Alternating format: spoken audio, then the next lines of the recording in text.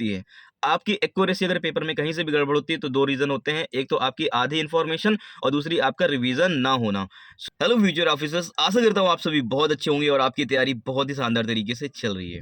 So future officers, जैसे मैं आपको बता रहा हूँ यहाँ पे क्वेश्चन को कैसे करना चाहिए, आपको पीवाईक्यूज कैसे सॉल्व करना चाहिए।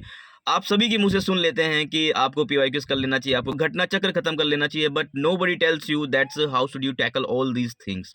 आपको घटना चक्र पढ़ने का सब लोग रेफर कर देते हैं, बट कोई भी आपको ये नहीं सिखाता है कि घटना चक्र को कैसे करना होता है, पीवाईक्यूज को कैसे करना होता है। दोस्तों, आपको यहाँ पे जो पैटर्न चेंज हो रहा है उसके बेसिस पे आपको कैसे अपनी रणनीति बदलने की आवश्यकता है, कैसे आपको अपनी रणनीति बदलने की आवश्यकता है, कैसे आपको क्वेश्चन अप्लाई करने की आवश्यकता है, कैसे आपका नॉलेज, जो चीज़ें आपने कवर कर ली है, जो चीज़ें आपने पढ़ ली हैं, कैसे आप उसको उस पे अप्लाई करेंगे। आप जब सेम टॉपिक पढ़ते हैं, सेम टॉपिक से क्वेश्चन आ जाता है। नन कॉपरेशन मूवमेंट पढ़ा, नन कॉपरेशन मूवमेंट के ऊपर क्वेश्चन आता है दोस्तों, आपसे वो बनता नहीं है। क्यों नहीं बनता दोस्तों? इसका भी रीज़न है, just because of half information about this particular topics. So future officers, आपको यहाँ पे किसी भी विषय के बारे में भले आप थोड़ा पढ़ेंगे, भले आप कम पढ़ेंगे, लेकिन उसको आप डीप में जाकर के पढ़ेंगे, एक एक टॉपिक का उसका खंडन करेंगे, एक एक विषयों को, एक एक पहलुओं को ऊपर जानने की कोशिश करेंगे। Because you are going to be a gazetted officer. आप एक अधिकारी बनने जा रहे हैं दोस्तों, आपका वन लाइनर से काम नहीं चलेगा। ठीक है। सो फ्यूचर ऑफिसर्स, आपको इस चीज़ को अपने दिमाग में रख करके चलना है कि आपको थोड़ा सा डीप में जाकर के पढ़ना है। फिर दोस्तों, मैं आपको फिर से ये बात बता रहा हूँ, बार बार ये बात रिपीट करता हूँ, आज फिर ये बात रिपीट कर रहा हूँ, भले आप खाना भूल जाइएगा लेकिन रिवीजन नहीं भूलिएगा। नहीं तो दोस्तों, आप खुद इंट्रोस्पेक्शन कीजिए, अपने आप का जरा परीक्षण कीजिए। क्या आपने जो हफ्ता भर पहले चीज़ें पढ़ी थी, अभी ऑन स्पॉट आंख बंद करके उसको रिकॉल करने की कोशिश कीजिए, क्या आपको वो सारी चीज़ें याद आ रही हैं? नहीं आ रही हैं। सो आपकी एक्यूरेसी अगर कहीं से भी गड़बड़ होती है, आपकी एक्यूरेसी अगर पेपर में कहीं से भी गड़बड़ होती है तो 2 रीज़न होते हैं। एक तो आपकी आधी इन्फॉर्मेशन और दूसरी आपका रिवीजन ना होना। सो फ्यूचर ऑफिसर्स, आपको मैं यही रिकमेंड करूंगा, बार-बार यही बात बोलता रहूंगा, हर वीडियो में बोलूंगा कि आप रिवाइज ज़रूर करें, क्वेश्चन की प्रैक्टिस ज़रूर करें दोस्तों, क्योंकि आपने पढ़ा बहुत कुछ है, आपने बहुत कुछ पढ़ रखा है, बहुत कुछ फिनिश कर रखा है, बहुत सारी चीज़ें ओके कर रखी है, but you are not able to solve the questions, solve the PYQs, solve the MCQs. So my dear officers, dear officers, आपसे मैं बार-बार यही बात बोलूंगा कि आप इसको रिवाइज करें। दूसरी चीज़, अगर आपको ये काम नहीं करना आता है, आपको पीवाईक्यूज को निचोड़ना नहीं आता है, पीवाईक्यूज दोस्तों रिपीट नहीं होते हैं। जो भी कह देते हैं कि पीवाईक्यूज रिपीट हो जाता है दोस्तों, पॉलिटी रिपीट हो सकता है, साइंस का रिपीट हो सकता है दोस्तों, लेकिन आपको हमेशा नया क्वेश्चन देखने को मिलेगा। टॉपिक सेम होगा दोस्तों, सेम पर्टिकुलर क्वेश्चन आकर के रिपीट नहीं हो जाता है दोस्तों। 8-10 क्वेश्चन रिपीट हो जाए उनकी मैं बात नहीं करता हूँ, लेकिन मैं 8-10 क्वेश्चन से क्लियर भी नहीं, लेकिन दोस्तों आपका 8-10 क्वेश्चन से प्री भी क्लियर नहीं होगा। सो फ्यूचर ऑफिसर्स, आपसे मैं यही कहता हूँ, आपको बार-बार ये बात बोलता हूँ कि पीवाईक्यूज दोस्तों आपको पढ़ने का तरीका बदल लेना चाहिए। पीवाईक्यूज को कैसे करते हैं दोस्तों, आपको नहीं पता है दोस्तों, हम आपको सिखा रहे हैं। क्वेश्चन पेपर में कैसे अटेम्प्ट किया जाता है दोस्तों, हम आपको सिखा रहे हैं दोस्तों। क्वेश्चन आपको कहाँ से फंसाता है, हम आपको बता रहे हैं। क्वेश्चन जब जब दोस्तों क्वेश्चन कॉन्सेप्चुअल के ऊपर आ जाता है तो दोस्तों वो भी हम आपको सिखा रहे हैं दोस्तों। क्वेश्चन का बेस बना करके हम आपको पूरा सिलेबस खत्म करके दे रहे हैं। आपको 15 अप्रैल तक की सारी चीज़ें फिनिश कर दी जाएंगी। जो कोर एरियाज है, हिस्ट्री, पॉलिटी, ज्योग्राफी दोस्तों, इन सब का जो कोर एरिया है, ऑलमोस्ट अप्रॉक्स दोस्तों 15 अप्रैल तक की हम उसको पूरी तरीके से फिनिश करने की कोशिश कर रहे हैं। और दोस्तों, जो वीडियो की लेंथ होती है वो केवल 15 से 20 मिनट की होती है।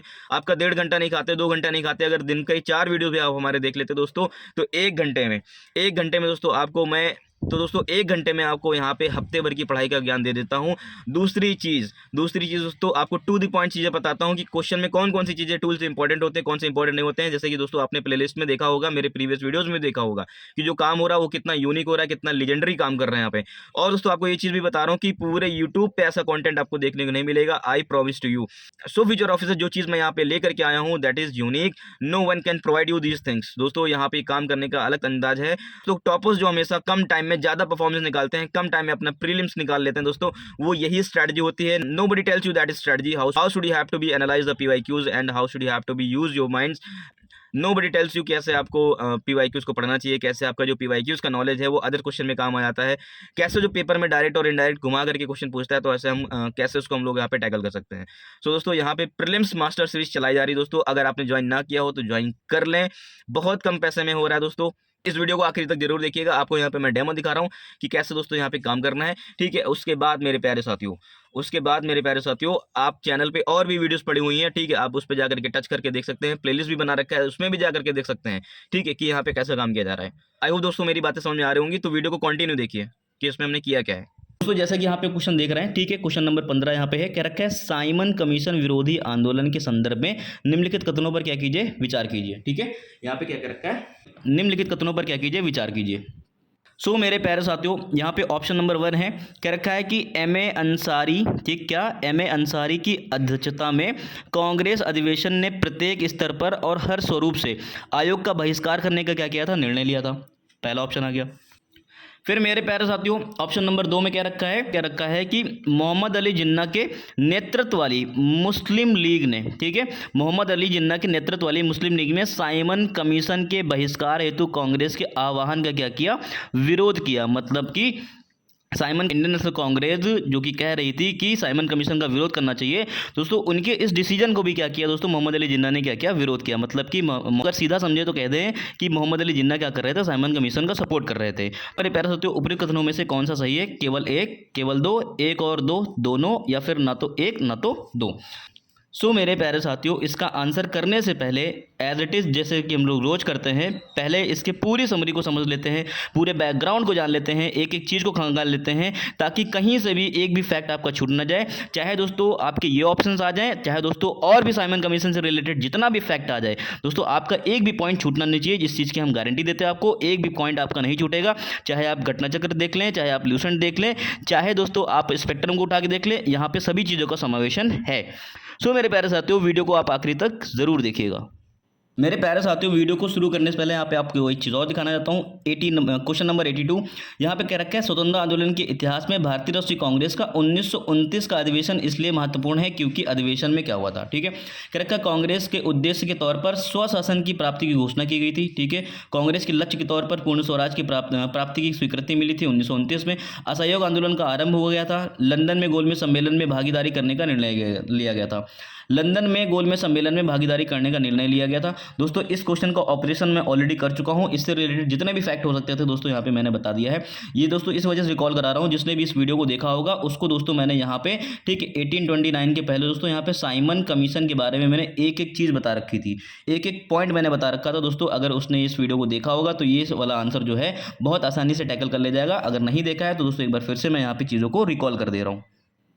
सो फ्यूचर ऑफिसर्स, सबसे पहले यहाँ पे साइमन कमीशन के बारे में यहाँ पे थोड़ा सा ध्यान देते हैं। ठीक है दोस्तों, साइमन कमीशन का विरोध किया गया था दोस्तों, हमें पता है। ठीक है, लेकिन साइमन कमीशन है क्या, इसके बारे में तो हमें पता होना चाहिए। दोस्तों होता क्या है कि 1909 में दोस्तों मार्ले मिंटो रिफॉर्म आता है। उसी के 10 साल बाद दोस्तों 1919 का मॉन्टेग्यू रिफॉर्म आता है। उसके 10 साल बाद दोस्तों 1929 में यहाँ पे एक कमीशन आने वाला था, जो कि दोस्तों पिछले कमीशन जो आए थे, जितने पिछले सुधार किए गए थे उनकी यहाँ पे समीक्षा करनी थी।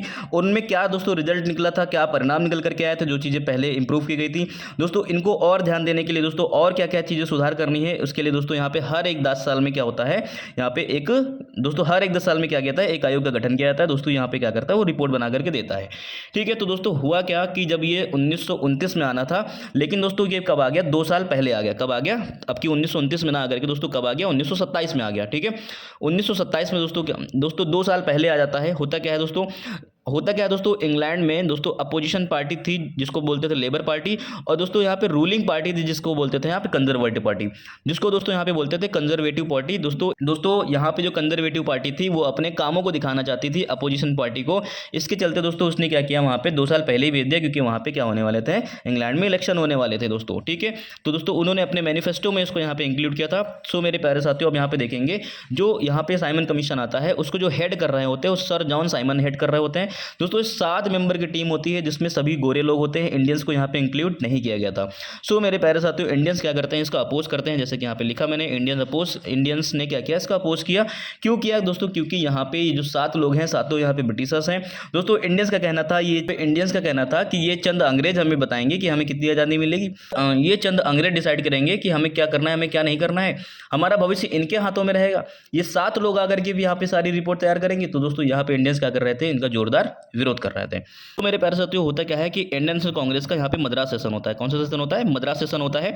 एम.ए. अंसारी इसको क्या कर रहे थे, लीड कर रहे थे। इन्होंने कहा दोस्तों कि प्रत्येक स्तर से और प्रत्येक स्वरूप से साइमन कमीशन का क्या करना है, यहाँ पे विरोध करना है। क्या करना है, साइमन कमीशन का यहाँ पे क्या करना है, विरोध करना है। ठीक है दोस्तों, पंजाब के यूनियनिस्ट ने और जस्टिस पार्टी ने दोस्तों अपोज करने से क्या कर दिया था, मना कर दिया था। अब इसको याद रखना। ठीक है, आपको यहाँ पे क्या करना है, ये पॉइंट यहाँ पे याद रखना है। ठीक है, तो अपोज विरोध के चक्कर में दोस्तों यहाँ पे मुस्लिम लीग को भी यहाँ पे क्या किया, इन्होंने में ऐड किया है। तो दोस्तों यहाँ पे क्वेश्चन चाहे मुस्लिम लीग से आ जाए, चाहे दोस्तों पंजाब की यूनियनिस्ट से पूछ लिया जाए, चाहे दोस्तों जस्टिस पार्टी से पूछ लिया जाए, दोस्तों आपको ये बात पता होना चाहिए कि साइमन कमीशन का जो विरोध था दोस्तों, इनका विरोध दोस्तों ये लोग नहीं कर रहे थे, ये लोग क्या कर रहे थे, उनको सपोर्ट कर रहे थे। फिर मेरे प्यारे दोस्तों यहाँ पे ध्यान देंगे कि Kisan Labour Party, Liberal Federation, Hindu Mahasabha, Muslim League दोस्तों यहाँ पे क्या कर रही थी, समर्थन कर रही थी। क्या कर रही थी, यहाँ पे समर्थन कर रही थी। आप यहाँ पे ध्यान रखना, मुस्लिम लीग क्या कर रही थी, यहाँ पे समर्थन कर रही थी। दोस्तों होता क्या है कि आप लोग पढ़ते हैं, लेकिन दोस्तों आप यहाँ पे क्या चीज़ों को इग्नोर कर देते हैं। दोस्तों ये सभी पॉइंट हैं जो पढ़ने वाले हैं दोस्तों, आप किसी भी पॉइंट को यहाँ पे इग्नोर नहीं करेंगे। आपको यहाँ पे देखने में मिल रहा है कि मुस्लिम लीग यहाँ पे क्या कर रही है, मुस्लिम लीग यहाँ पे क्या कर रही है, समर्थन कर रही है। अभी मुस्लिम लीग की जगह दोस्तों अगर नया क्वेश्चन बनाना हो तो इनमें से कुछ डाल देगा, तो दोस्तों आपको ये चीज़ पता होनी चाहिए। ठीक है, विरोध में दोस्तों कौन थे, पंजाब की यूनियनिस्ट पार्टी थी और दोस्तों यहाँ पे जस्टिस पार्टी थी। फिर फ्यूचर ऑफिसर्स होता क्या है कि 3 फरवरी 1928 को होता क्या है कि कमीशन बॉम्बे पहुंचता है। कहाँ पहुंचता है, बॉम्बे पहुंच जाता है। साइमन गो बैक के दोस्तों नारे लगना स्टार्ट हो जाते हैं। नेताजी सुभाष चंद्र बोस दोस्तों, पंडित जवाहरलाल नेहरू उस टाइम क्या होते हैं, युवा राष्ट्रवादी के रूप में क्या होते हैं, उभर करके सामने आते हैं, जिनका जो माइंडसेट रहता है दोस्तों वो समाजवाद का रहता है, सोशलिस्ट माइंडसेट रहता है।